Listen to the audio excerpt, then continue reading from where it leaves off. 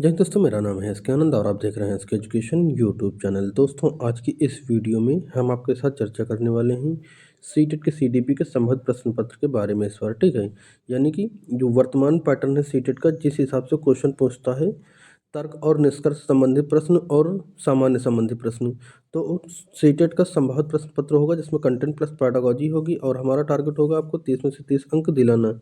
और आपका जो पेपर बना हुआ है इस बार का, उसमें यहाँ से क्वेश्चन काफ़ी हद तक देखने को मिल सकते हैं, क्योंकि ये वर्तमान संबंधी पैटर्न है। ठीक है, न्यू पैटर्न जो आपका सीटेट में आया हुआ है, कुछ सालों से लगातार पूछा जा रहा है, तो उस पर आधारित ये प्रश्न पत्र होगा। वीडियो पसंद आए तो इसको लाइक और शेयर जरूर करेंगे और सभी लोग चैनल को सब्सक्राइब जरूर करेंगे। ठीक है, सारे के सारे लोग चैनल को सब्सक्राइब करेंगे। 1000 सब्सक्राइबर जल्दी से जल्दी आप लोग पूरा कर दीजिए। ठीक है, चलिए बढ़ते हैं वीडियो में आगे की तरफ और देखते हैं आज का संभावित प्रश्न पत्र न्यू पैटर्न पर आधारित। तो साथियों, यह सीटीपी का संभावित प्रश्न पत्र, जिसमें से 30 प्रश्न हैं। पहला प्रश्न है, कह रहा विकास की दिशा सिर से पैर की ओर चलती है, यह सिद्धांत क्या कहलाता है। तो साथियों, आपको यहाँ पर सभी प्रश्नों का आंसर देना है। जैसे आप टेस्ट सीरीज या मॉक टेस्ट लगाते हैं, सेम वैसा ही यहाँ पर भी सॉल्व करिएगा। प्रत्येक प्रश्न का आंसर आप नीचे कमेंट करते रहिए। जैसे पहले का ABCD जो भी हो वो करिएगा। तो पहला प्रश्न है, अधोगामी शीर्षगामी निरंतरता या फिर एकीकरण। ध्यान दीजिएगा, विकास कह रहा है सिर से पैर की ओर होता है, सिर से पैर के ऊपर और चलता है, यानी ये क्या हो जाएगा आपका शीर्षगामी हो जाएगा। क्या हो जाएगा ये शीर्षगामी होगा। शीर्षगामी के अंतर्गत क्या होता है, तो बच्चों का जो होता है सिर से पैर की ओर या सिर से पूंछ की ओर कह लीजिए।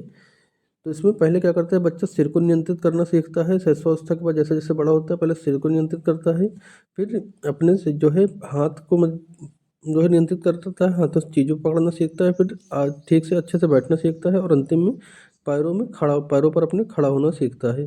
तो शीर्षगामी होता है सिर से पैर की ओर।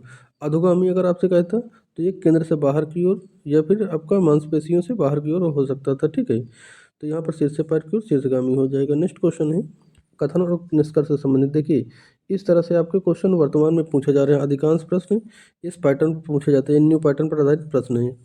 कथन और तर्क संबंधित, तो कह रहा है कि कथन बच्चों का विकास केवल आनुवंशिकता का परिणाम है। तर्क उसके पीछे का लॉजिक दे रहा है, बच्चे जिस वातावरण में बड़े होते हैं उनका उस विकास में कोई प्रभाव नहीं पड़ता है। ठीक है, तो ऑप्शन ए कह रहा है, विकल्प ए कह रहा है ए और आर दोनों सही हैं, और कह रहा है कि आर एक की सही व्याख्या करता है।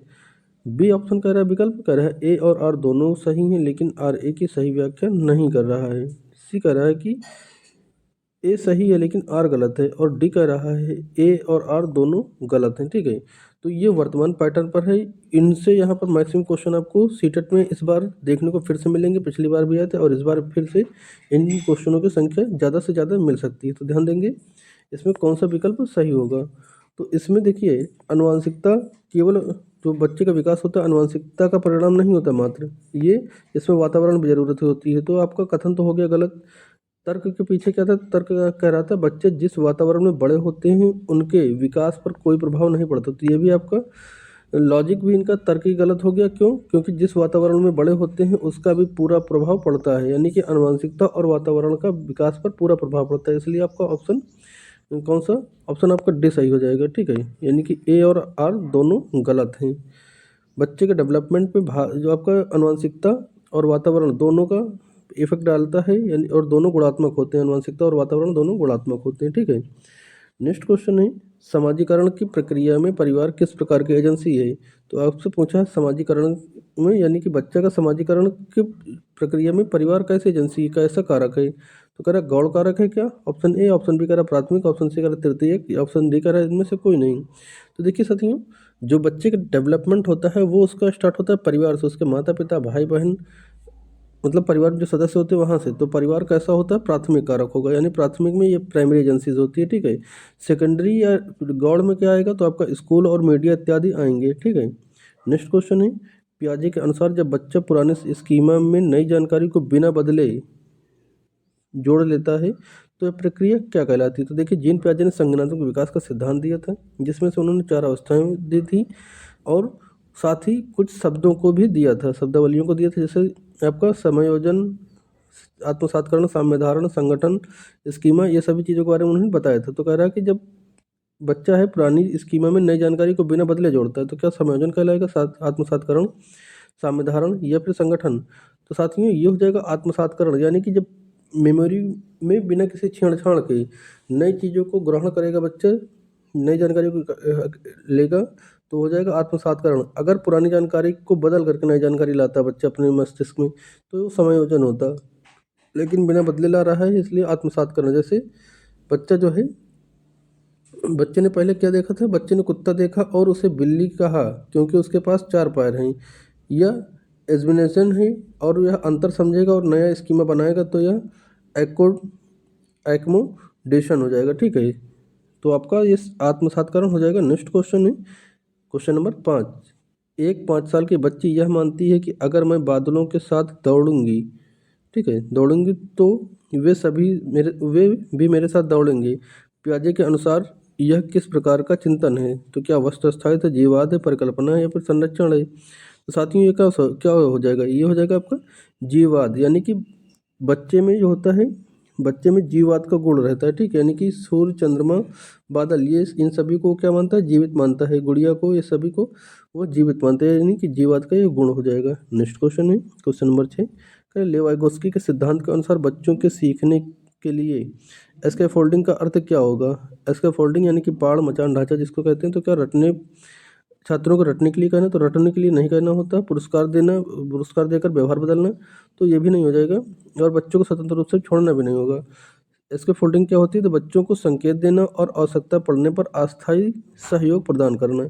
यानी कि बच्चा जिस समस्या को सॉल्व कर रहा हो और फंस रहा हो, तो उसको एक कुछ समय के लिए कुछ सहायता देना, अस्थायी सहारा देना ही इसके फोल्डिंग कहलाती है। आप इसके फोल्डिंग को जरूर याद रखेंगे, कई बार पेपर में पूछा जा चुका है। यानी कि जो आप अस्थायी सहारा या मदद करते हैं वही होता है आपका एस्के फोल्डिंग। नेक्स्ट क्वेश्चन है कोहलबर्ग के नैतिक विकास के सिद्धांत में कानून और व्यवस्था यानी लॉ एंड ऑर्डर किस चरण के अंतर्गत आता है? तो पूर्व परापरंगत, परापरंगत, उत्तर परापरंगत या फिर अमूर्त स्तर। तो अमूर्त स्तर तो यहाँ था ही नहीं, 3 स्तर थे, इन्होंने दिए थे 3 स्तर और 6 चरण दिए हैं। ठीक है, तो इसमें सही जवाब क्या हो जाएगा? इसमें सही जवाब जाएगा सही जवाब क्या हो जाएगा साथियों? ये हो जाएगा आपका परंपरागत स्तर, यानी कि आपका ऑप्शन बी परंपरागत स्तर। और यह पहले स्तर से संबंधित है। ठीक है, पहले स्तर से संबंधित है। इस स्तर में बच्चा सामाजिक नियमों और कानूनों का पालन करता है और अपने कर्तव्यों को मानता है ताकि सामाजिक व्यवस्था बनी रहे। नेक्स्ट क्वेश्चन फिर से न्यू पैटर्न पर आधारित। इसी तरह से एज इट इज साथियों आपका क्वेश्चन पेपर बन के आता है। कुछ नॉर्मल प्रश्न होंगे, कुछ आपके कथन और निष्कर्ष यानी न्यू पैटर्न पर आधारित होंगे। तो कथन कह रहा है कि एक प्रगतिशील कक्षा में शिक्षक को तानाशाह की तरह व्यवहार करना चाहिए। उसके पीछे लॉजिक यानी तर्क दे रहा है, रीजन दे रहा है। बच्चे तभी सीखते हैं जब वो डर के साए में होते हैं। तो विकल्प ए कह रहा है कि ए और आर दोनों सही हैं। बी कह रहा है ए और आर दोनों गलत हैं। सी कह रहा है ए सही लेकिन आर गलत है। डी कह रहा है ए गलत है लेकिन आर सही है। तो इसमें से क्या सही हो जाएगा? तो देखिए साथियों यहाँ पर ए और आर दोनों गलत हैं। क्यों? क्योंकि देखिए यहाँ पर जो प्रगतिशील कक्षा होगी उसमें शिक्षक को तानाशाह की तरह नहीं जबकि सुगमकर्ता के रूप में कार्य करना चाहिए। एनसीआर 2005 एनईपी 2020 कहता है कि एक शिक्षक को एक सुगमकर्ता की तरह काम करना चाहिए, व्यवहार करना चाहिए, जिससे बच्चे अपने अनुभव बता सकें, प्रश्नों को पूछ सकें और क्रिएटिविटी के द्वारा सीख सकें। तर्क क्या है? बच्चे तभी सीखते हैं जब वो डर के साए में होते हैं। तो डर के साए में नहीं, भय मुक्त वातावरण में बच्चे सीखते हैं। ठीक है, तो इसलिए आपका ऑप्शन बी सही हो जाएगा। ए और आर दोनों गलत। ठीक है, यानी कथन और तर्क दोनों गलत है यहाँ पर। अगला क्वेश्चन है क्वेश्चन नंबर 6।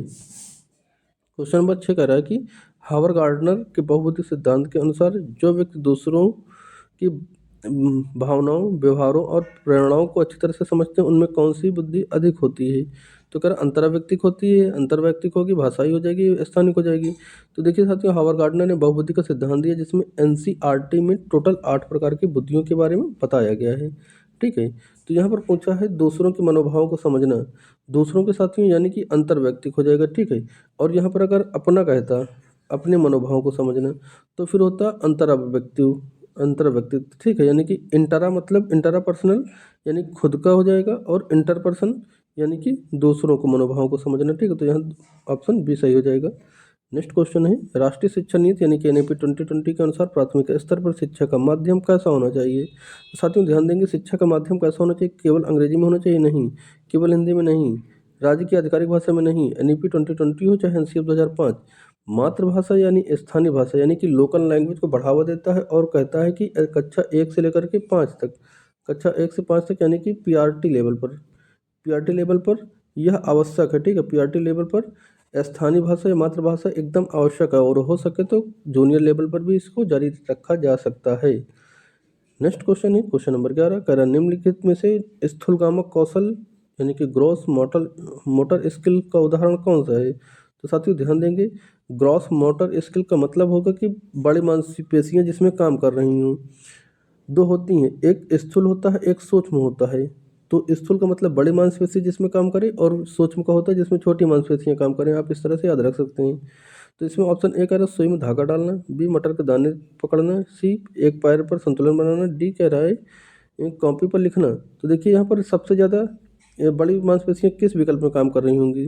तो यहाँ पर ऑप्शन सी हो जाएगा, एक पैर पर संतुलन बनाना यानी कि पूरा पैर जिसमें काम कर रहा है। बाकी सुई में धागा डालने का मतलब क्या है, सिर्फ उंगलियां काम कर रही हैं। मटर का दाना पकड़ने का मतलब सिर्फ उंगलियां काम कर रही हैं। कॉपी पर लिखने का मतलब सिर्फ उंगलियां काम कर रही हैं। लेकिन यह संतुलित बनाने का मतलब है कि पूरे शरीर पर आप बैलेंस बना रहे हैं, पूरा शरीर आपका कार्य कर रहा है। ठीक है, तो यह ग्रॉस मोटर स्किल का एग्जाम्पल है, ऑप्शन सी। अगर यहाँ पे सूक्ष्म पूछता तो आपके बाकी ए, बी और डी ऑप्शन सही थे यहाँ पे। नेक्स्ट क्वेश्चन है, लड़के रोते नहीं यह कथन क्या दर्शाता है। तो ध्यान देंगे साथियों, यह जेंडर समानता को दर्शाता है तो नहीं, जेंडर पहचान को दर्शाता है नहीं, जेंडर स्थिरता को दर्शाता है नहीं, जेंडर रूढ़िवादिता को दर्शाता है। अगर लड़के रोते नहीं हैं, यह लड़कियां गणित नहीं पढ़ पाती, गणित नहीं आती, गणित में पिछड़ी होती हैं। ठीक है, जब इस और डॉक्टर सिर्फ लड़के होते हैं, महिलाएं घर के काम करती हैं, जब इस तरह की चीज़ें दर्शाए तो होता है आपका जेंडर रूढ़िवादिता। ठीक है, और जेंडर पक्षपात क्या होता है, जब किसी एक या महिला या पुरुष को आगे बढ़ा चढ़कर दिखाया जाए तो जेंडर पक्षपात होता है। अगला क्वेश्चन है क्वेश्चन नंबर 13, कह रहा समवयस्क शिक्षा का अर्थ क्या है। तो समवयस्क शिक्षा का क्या अर्थ होता है, क्या विशेष आवश्यकता वाले बच्चों के लिए विशेष स्कूल बनाना। तो नहीं, ऑप्शन बी कह रहा है सभी बच्चों को चाहे क्षमता में कुछ भी हो लेकिन नियमित स्कूल में पढ़ एक साथ पढ़ते हैं। या फिर ऑप्शन सी कह रहा है प्रतिभाशाली बच्चों के लिए अलग कक्षा चलाना, या फिर केवल शारीरिक रूप से विकलांगता को शामिल करना। तो आपका ये भी कटेगा, ये भी कटेगा, ऑप्शन बी सही हो जाएगा। क्यों, क्योंकि समय से जो कक्षा होती है साथियों, ये इसमें जहाँ पर सभी प्रकार के बालक, विभिन्न प्रकार के बालक, चाहे दिव्यांग हो, चाहे प्रतिभाशाली हो, चाहे पिछड़े हुए बालक हों, और चाहे किसी भी तरह के हों, स्कूल स्कूल के एक ही छत के नीचे एक ही क्लासरूम में जब पढ़ेंगे विभिन्न जो है शिक्षण पद्धतियों के साथ, तो वो हो जाती है आपकी समवयसी कक्षा। ठीक है, तो ऑप्शन बी यहाँ पर आपका करेक्ट हो जाएगा। नेक्स्ट क्वेश्चन है, पठन वैकल्य यानी कि आपका डिस्लेक्सिया मुख्य रूप से किस कठिनाई से जुड़ा हुआ है। तो क्या पढ़ने की अक्षरों को पहचानने में, चलने फिरने में, चित्र बनाने में, या फिर गाना गाने में। तो देखिए जो आपका साथियों वैकल्य डिस्लेक्सिया होता है साथियों, ये पढ़ने और अक्षरों को पहचानने में समस्या करता है। यानी कि अगर ये आपका डी और बी में ये अंतर नहीं समझ पाते हैं, मतलब भूल जाते हैं कि डी कौन सा है, बी कौन सा है, और इनके उच्चारण में भी समस्या होती है। यानी कि पहचानने में और पढ़ने में, उच्चारण में दोनों समस्या होगी तो क्या हो जाएगा, डिस्लेक्सिया हो जाएगा। चित्र बनाने में डिस्ग्राफिया हो जाएगी। ठीक है, और डिस्कैलकुलिया गणित से संबंधी है। नेक्स्ट क्वेश्चन फिर से आ गया आपका न्यू पैटर्न पर। तो कह रहा है कि कथन कह रहा है शिक्षकों को कक्षा में विविध पृष्ठभूमि से आने वाले बच्चों के अनुभव को शामिल करना चाहिए। उसके पीछे तर्क दे रहा है बच्चे अपने साथियों और परिवेश से बहुत कुछ सीखते हैं। ठीक है, तो यहाँ पर ऑप्शन ए कह रहा है ए और आर दोनों सही हैं और आर ए सही की व्याख्या करता है। बी कह रहा है ए और आर दोनों सही हैं लेकिन ए आर की सही व्याख्या नहीं करता है। सी विकल्प कह रहा है ए सही आर गलत है, और डी कह रहा है ए सही आर गलत है। तो ध्यान देंगे साथियों, यहाँ पर सही विकल्प क्या हो जाएगा। तो देखिए, शिक्षकों को विविध पृष्ठभूमि से आने वाले बच्चों के अनुभवों को शामिल करना चाहिए, तो बिल्कुल अनुभव को शामिल करेंगे। NEP 2020 NCF 2005 भी इस बात का सपोर्ट करते, तो आपका कथन सही हो चुका है। तर्क क्या कहा है, अपने साथियों और परिवेश से बहुत कुछ बच्चे जो हैं वो सीखते हैं। तो ये भी आपका सही विकल्प है, क्योंकि जो विभिन्न प्रकार के बच्चे एक क्लास में होंगे विभिन्न परिवेश के, तो एक बच्चा दूसरे बच्चे से बहुत कुछ सीखता है, बहुत कुछ उसको सीखने को मिलता है। इसलिए आपका ऑप्शन ए आपका सही हो जाएगा। ए और आर दोनों सही हैं और आर ए की सही व्याख्या भी कर रहा है। ऑप्शन ए आपका करेक्ट हो जाएगा। क्वेश्चन नंबर 15 साथियों 16 है, कह रहा है आकलन यानी कि असेसमेंट का मुख्य उद्देश्य क्या होता है। तो देखिए साथियों, जो असेसमेंट होता है इसका मुख्य उद्देश्य क्या होता है? बच्चों की मंदबुद्धि या होशियार का लेवल का पता लगाना? तो नहीं। केवल अंक या ग्रेड देना? तो नहीं। अभिभावकों को यह दिखाना कि उनका बच्चा कितना कमजोर या तेज है? तो नहीं। सही विकल्प हो जाएगा आपका ऑप्शन सी, अधिगम प्रक्रिया में सुधार करना और अंतर को जो है अंतराल को इनको समझ रहे हैं कि अधिगम प्रक्रिया जहाँ पर बच्चे गलतियाँ कर रहे हों, जहाँ पर एरर कर रहे हों, जहाँ पर न समझ पा रहे हों, उस चीज़ को सुधारना और समझ के अंतराल को भरना, यानी कि ऑप्शन सी आपका सही हो जाएगा। असेसमेंट का मुख्य उद्देश्य यही होता है। ठीक है, नेक्स्ट क्वेश्चन है, समीपस्थ विकास का क्षेत्र यानी कि जेडपीडी की अवधारणा किसने दी है? तो जेडपीडी स्कैफोल्डिंग, वो प्राइवेट स्पीच यानी निजी वाक्य और एमकेओ, इन सभी की अवधारणाएं एक ही व्यक्ति ने दी। वो कौन है? पियाजे हैं, वाइगोस्की हैं, जेम्स ब्रूनर हैं या फिर बीएफ स्किनर हैं? तो ध्यान देने के साथ ही ये है लेवाइगोस्की, जिन्होंने सामाजिक सांस्कृतिक का सिद्धांत दिया है और कहा है कि बच्चे समाज की अंतःक्रिया के द्वारा सीखते हैं। और इन्होंने जेडपीडी, स्कैफोल्डिंग, एमको एमकेओ और निजी वाक्य की अवधारणा दी है। ठीक है, नेक्स्ट क्वेश्चन है क्वेश्चन नंबर 18, एक बच्चा तर्क प्रस्तुत करता है कि हाइंज को दवाई चोरी नहीं करनी चाहिए थी क्योंकि उसे जेल हो जाएगी। ठीक है, तो एक बच्चे ने यह कहा है कि हिंज को दवाई नहीं चोरी करनी चाहिए थी क्योंकि उसे जेल हो सकती थी। तो और इसमें कोहल वर्ग की वह किस अवस्था में है? सामाजिक अनुबंधन अभिविन्यास में, दंड और आज्ञापालन अभिविन्यास, अच्छा लड़का अच्छा लड़के अभिविन्यास, या फिर सार्वभौमिक नैतिक सिद्धांत? तो साथियों इसका सही जवाब क्या हो जाएगा? इसका सही जवाब जाएगा दंड और आज्ञा पालन अभिविन्यास, यानी कि ऑप्शन बी आपका करेक्ट हो जाएगा। ठीक है, ऑप्शन बी आपका सही हो जाएगा यहाँ पर। तो दंड और आज्ञा पालन अभिविन्यास में होता है क्या है? बच्चा इसलिए बताया कि चोरी नहीं करना चाहिए क्योंकि उसे जेल हो जाएगी। यह कोहलबर्ग का पहला चरण है, दंड और आज्ञा पालन। नेक्स्ट क्वेश्चन है 19 नंबर, कह रहा है कि सृजनात्मकता यानी कि क्रिएटिविटी की पहचान का मुख्य लक्षण क्या है? तो ध्यान देंगे यहाँ पर मुख्य लक्षण क्या हो जाएगा? अपसारी चिंतन, रटने की क्षमता, या फिर अपसारी चिंतन, या फिर दूसरों की नकल करना। तो साथियों यहाँ पर दो विकल्प बचे रहेंगे और दो तो आप हटा सकते हैं। आपका रटने की क्षमता हटा सकते हैं और दूसरों की नकल करना हटा सकते हैं। ठीक है, जब कभी विकल्प आपको क्वेश्चन ना समझ आए या फिर आंसर ना समझ आ रहे हैं तो एलिमिनेशन मेथड का आप हमेशा इस्तेमाल किया करिए। तो एलिमिनेशन मेथड क्या होता है? दो बिना तार्किक विकल्प होंगे, तो आपका बी बिना तार्किक हो गया और डी बिना तार्किक हो गया। बचा आपका अभिसारी और अपसारी। अब आपको इसमें देखना है कि सृजनात्मकता यानी कि क्रिएटिविटी थिंकिंग वाली कौन सी विकल्प होगी। ठीक है, तो जिस क्वेश्चन के एक से अधिक आंसर निकले, जिसमें बच्चा जो है सोच विचार कर आंसर दे, जिसमें दिमाग से सोचे विचारे तर्क करने के बाद उत्तर दे, वो होते साथियों आपका अपसारी चिंतन यानी कि डाइवर्जेंट थिंकिंग वाले। ठीक है, और रटी रटाई चीज़ों पर जब बच्चा ध्यान दे, मतलब रटी रटाई चीज़ों को बताए, तो होता है अभिसारी चिंतन। ठीक है, यानी कि जिसका सिर्फ और सिर्फ रटा रटा आंसर हो और एक आंसर हो तो अभिसारी चिंतन आएगा। यानी भारत की राजधानी क्या है? प्यास लगने पर आप क्या करते हैं? भूख लगने पर क्या करते हैं? ठीक है, मतलब जिसमें रटाई रटाई चीज़ें हों। और गांधी जी का जन्म कब हुआ था? ऐसे क्वेश्चन है। देश कब आज़ाद हुआ? तो अब सारी चिंतन में है। सृजनात्मकता में आएगा जब मान लो कि आपके मोहल्ले में एक हफ्ते पानी ना आए तो क्या हो जाएगा? दुनिया से ऑक्सीजन खत्म हो जाएगा तो क्या होगा? तो इस तरह के जब सवाल पूछेंगे तो बच्चे, सभी बच्चे अलग अलग तरह से जवाब देंगे सोच करके, तो हो जाएगा आप सारी चिंतन। ऑप्शन सी यहाँ पर आपका करेक्ट हो जाएगा। नेक्स्ट क्वेश्चन है, एनसीएफ 2005 के अनुसार शिक्षक की भूमिका क्या होनी चाहिए या क्या होती है? तो देखिए, जो टीचर होता है उसकी भूमिका क्या होनी चाहिए? क्या सत्तावादी होनी चाहिए? तो नहीं। सुगमकर्ता या उदासीन या फिर कठोर प्रशासक? तो कठोर प्रशासक नहीं होना चाहिए, ना ही उदासीन होना चाहिए। सुगमकर्ता या सहगामी की तरह उसको होना चाहिए। ठीक है, एक टीचर को, यानी कि बच्चे को ऐसा एनवायरनमेंट देना है जहाँ पर बच्चे टीचर से अपने जो प्रश्नों को पूछ सकें, क्यों क्या कैसे, और क्रिएटिविटी के द्वारा बच्चे सीख सकें। ठीक है, नेक्स्ट क्वेश्चन है, वाइगोस्की के अनुसार निजी वाक्य यानी प्राइवेट स्पीच जो खुद बच्चे करते हैं, यानी कि खेलते समय, पढ़ते समय या किसी काम को करते समय जब बच्चे खुद से बातचीत करते हैं तो वह क्या है? उसके पीछे का कारण क्या है?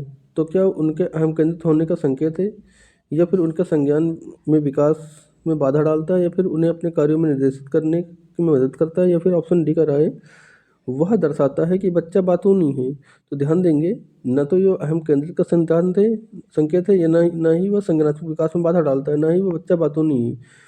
तो जो बच्चे खुद से बातचीत करते हैं वो अपने कार्यों को निर्देशित करने में उनको मदद करता है। जो खुद से बात करते हैं वो अपने कार्य को निर्देशित करते हैं, ठीक है, इसलिए वो खुद से बात किया करते हैं किसी काम को करते समय। 22 नंबर क्वेश्चन है साथियों, कह रहा है निम्नलिखित प्रश्न में से बच्चे में समालोचनात्मक चिंतन यानी कि क्रिटिकल थिंकिंग को बढ़ावा नहीं देता है। देखिए यहाँ पर ध्यान दीजिएगा, यहाँ पर नहीं देता है मतलब नहीं वाली चीज़ को आप क्या करेंगे, सीधा अंडरलाइन कर लेंगे। तो यानी कि जो निगेटिव होगा वही यहाँ का सही आंसर बनेगा। गलती से आप बढ़ावा देने वाली चीज़ को टिक मत करिएगा, नहीं का मतलब नहीं होता है और निगेटिव वाला यही आंसर बनेगा। तो कह रहा है इस कहानी के अंत में बदल दें तो क्या होगा, यानी कि जब कहानी के अंत में बदल दोगे तो वहाँ पर क्रिटिकल थिंकिंग आ जाएगी, ठीक है, तो ये आपका नहीं होगा। अगला कह रहा है अपने शहर में प्रदूषण कम करने के लिए 3 उपाय सोचिए। तो ये भी क्रिटिकल थिंकिंग को बढ़ावा दे रहा है, ये भी आंसर नहीं दे होगा, ठीक है। अगला आपका भारत की राजधानी का नाम बताइए। तो बिल्कुल आपका ऑप्शन सी सही हो जाएगा, क्योंकि यहाँ पर क्रिटिकल थिंकिंग को बढ़ावा ऑप्शन सी बिल्कुल भी नहीं दे रहा है। सीधा रटी रटाई चीज़ होगी, रटा रटाई इसका आंसर होगा, कोई भी सोचने विचारने तर्क करने का जरूरत नहीं पड़ेगा। यहाँ पर भारत की राजधानी क्या है तो सीधा आप दिल्ली बता देंगे, काम खत्म हो गया यहाँ पर, ठीक है। ऑप्शन डी कह रहा है अगर आप प्रधानमंत्री होते तो शिक्षा के लिए क्या करते, ये भी क्रिटिकल थिंकिंग को बढ़ावा दे रहा है। ऑप्शन सी आपका यहाँ पे करेक्ट जवाब बन जाएगा, ठीक है। नेक्स्ट क्वेश्चन है कथन और निष्कर्ष से संबंधित, फिर से क्वेश्चन आ गया। तो कह रहा है साथियों कि कथन कह रहा है कि अधिगम यानी लर्निंग एक निष्क्रिय प्रोसेस है, ठीक है, लर्निंग एक निष्क्रिय प्रोसेस प्रोसेस या प्रक्रिया है। उसके पीछे का तर्क कर रहा है कि बच्चे कोरी स्लेट यानी ब्लैंक स्केल होते हैं या स्टिल स्लॉट होते हैं। तो ऐसा क्या होता है, क्या सही में होता है, तो ऑप्शन ए कह रहा है ए और आर दोनों सही हैं, बी कह रहा है ए सही आर गलत, सी कह रहा है ए गलत आर सही, और डी कह रहा है ए और आर दोनों गलत हैं। तो बिल्कुल ध्यान देंगे यहाँ पर, एक मिनट, कह रहा है अधिगम एक निष्क्रिय है। तो अधिगम एक निष्क्रिय नहीं सक्रिय प्रक्रिया है, ठीक है, यानी बच्चा खुद करके सीखता है अपनी क्रिएटिविटी के द्वारा, अपने हाथों से, ये क्रिएटिविटी के द्वारा सीखी जाती है, ठीक है, अधिगम। तो इसलिए आपका कथन हो गया गलत। कह रहा है बच्चे कोरिलेट होते हैं, तो बच्चे कोरिलेट नहीं होते हैं, वो जानकारी रखते हैं जन्म, उन जैसे जैसे बड़े होते हैं उनकी जानकारी बचपन से ही रहती है, बच्चे नन्हे वैज्ञानिक होते हैं, यानी कि आपका तर्क भी गलत हो गया, तो दोनों गलत हो गया, यानी कि ऑप्शन डी आपका सही हो जाएगा, ए और आर दोनों गलत हैं, ठीक है। 24 नंबर पर क्वेश्चन है, कह रहा है कि एक बच्ची गणित के सवालों में कमज़ोर है, एक समय से कक्षा में आप क्या करेंगे। तो ध्यान देंगे साथियों, अगर एक बच्चा है तो एक बच्ची है जो गणित के सवालों में कमज़ोर है और समय से कक्षा में है, तो आप उसके साथ क्या करेंगे, उसे स्कूल से निकाल देंगे या बाहर बैठा देंगे या फिर मंदबुद्धि कहेंगे या फिर शिक्षण विधि में बदलाव करेंगे ताकि उसे अतिरिक्त सहायता करेंगे। तो साथियों जब समय से कक्षा हो तो उसमें किसी बच्चे को, समय उसी कक्षा हो या कोई भी कक्षा हो, किसी बच्चे को आप बाहर नहीं निकाल सकते हैं, न ही अलग बैठा सकते हैं, न ही पढ़ने के लिए नहीं मना करेंगे, न ही उसे अनदेखा कभी करेंगे, न ही उसे मंदबुद्धि कहेंगे। करना क्या उचित होगा, तो शिक्षण विधि में आप बदलाव करेंगे।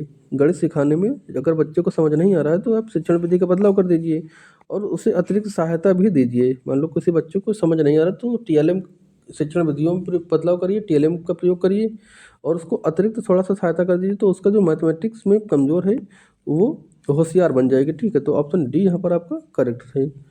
नेक्स्ट क्वेश्चन 25 नंबर है, कह रहा है कि विकास के किस चरण में तनाव और तूफान की अवस्था को कहा जाता है।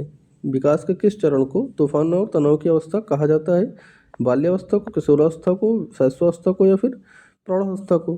तो साथियों ध्यान देंगे यहाँ पर तनाव और तूफान की अवस्था कौन सी होती है, ये होती है आपकी किशोरावस्था। और किसने कहा है ये चीज़ तनाव और तूफान की अवस्था, तो ये स्टेनली हॉल ने कहा है, ठीक है। बाल्यावस्था को खिलौनों की आयु कहा गया है, यह गंदी अवस्था कहा गया है, ठीक है। और शैशवावस्था को क्या कहा गया है, इंद्रजनित अवस्था कहा गया है, ठीक है।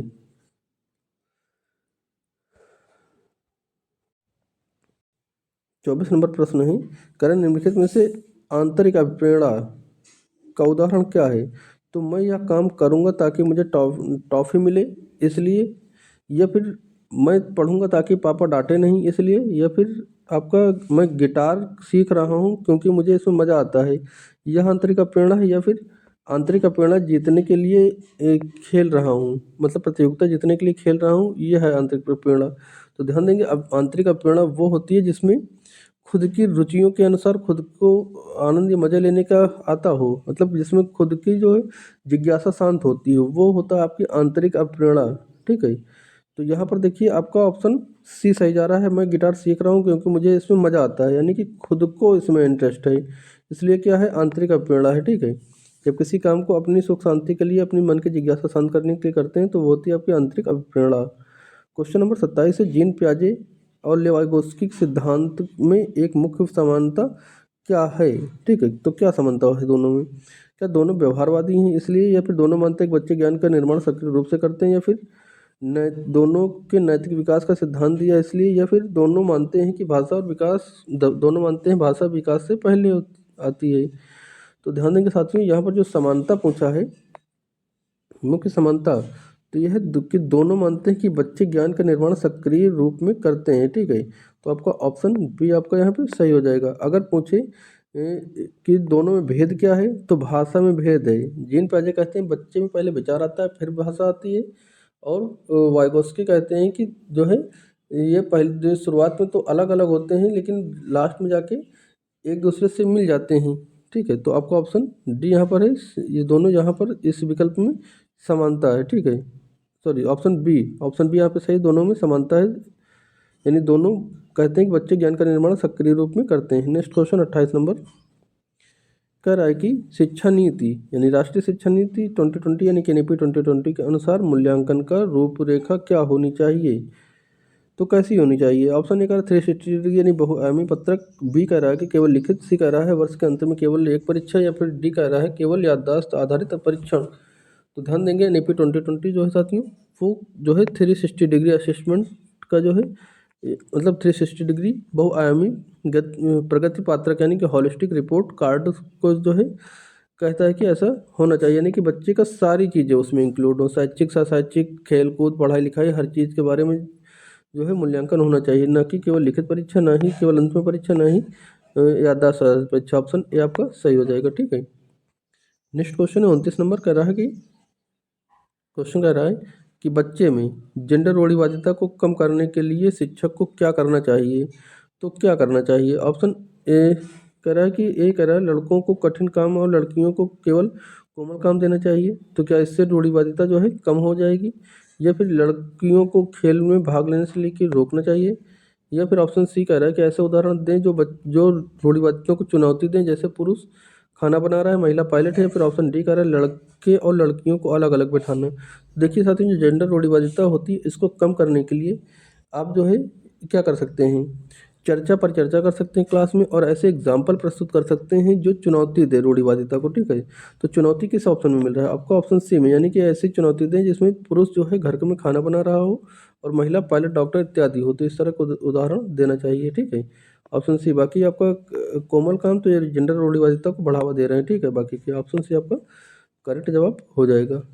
क्वेश्चन नंबर 30 है साथियों, ये फिर से आ गया तर्क और कथन संबंधी क्वेश्चन। क्वेश्चन कह रहा है कि मानकीकृत परीक्षण, ध्यान से पढ़ेंगे, मानकीकृत परीक्षण बच्चों के मूल्यांकन के लिए सबसे अच्छा तरीका नहीं है। ठीक है, नहीं है अंडरलाइन करेंगे। तर्क कह रहा है कि मानकीकृत परीक्षण व्यक्तिगत विभिन्नताओं को ध्यान में नहीं रखता है। तो ध्यान में नहीं रखता है, बिल्कुल। तो यहाँ पर कह रहा है ऑप्शन ए और आर दोनों सही हैं। आर ए की सही व्याख्या करता है क्या? या फिर ए आर दोनों सही हैं लेकिन आर जो है व्याख्या सही नहीं कर रहा है, और सी कह रहा है कि ए सही आर गलत, या डी कह रहा है ए और आर दोनों गलत। तो ध्यान देंगे साथियों, यहाँ पर आपका दोनों सही हैं। क्यों सही हैं, चलिए वो भी देखते हैं। ये कह रहा है दोनों सही हैं, दोनों सही हैं, और ए आर की सही व्याख्या करता है। तो बिल्कुल जो आपका मानकीकृत परीक्षण होता है स्टैंडर्ड टेस्ट, तो यह मूल्यांकन के लिए अच्छा तरीका नहीं है। ठीक है, अच्छा तरीका अब क्यों नहीं है? तो मानकीकृत परीक्षण व्यक्तिगत विभिन्नताओं को ध्यान नहीं देता है, बिल्कुल। यानी कि जब आप एक स्टैंडर्ड पर परीक्षा लेंगे, मानक पर परीक्षा करवाएंगे, ठीक है, तो उसमें क्या होता है कि जो अलग अलग प्रकार के बच्चे होंगे, ठीक है, उनकी क्षमताओं का ध्यान इसमें नहीं रखा जाता है। यानी कि देखिए, जो मानकीकृत परीक्षण होता है जैसे बोर्ड एग्जाम, सभी बच्चों को एक जैसे एक ही तराजू में तौलते हैं, जो गलत है। क्योंकि हर बच्चे की क्षमता अलग है, इसलिए ये सबसे अच्छा तरीका नहीं होता है। ठीक है, तो ऑप्शन आपका ए यहाँ पर सही हो जाएगा। ये था आपका संवाद प्रश्न पत्र। टोटल 30 प्रश्न हो गए CDP के। वीडियो पसंद आए तो इसको लाइक और शेयर जरूर करिए, और चैनल को अगर अभी तक आपने सब्सक्राइब नहीं की तो फटाफट चैनल को सभी लोग सब्सक्राइब करके जाएंगे। मिलते हैं नेक्स्ट प्रश्न पत्र के साथ, तब तक के लिए जय हिंद।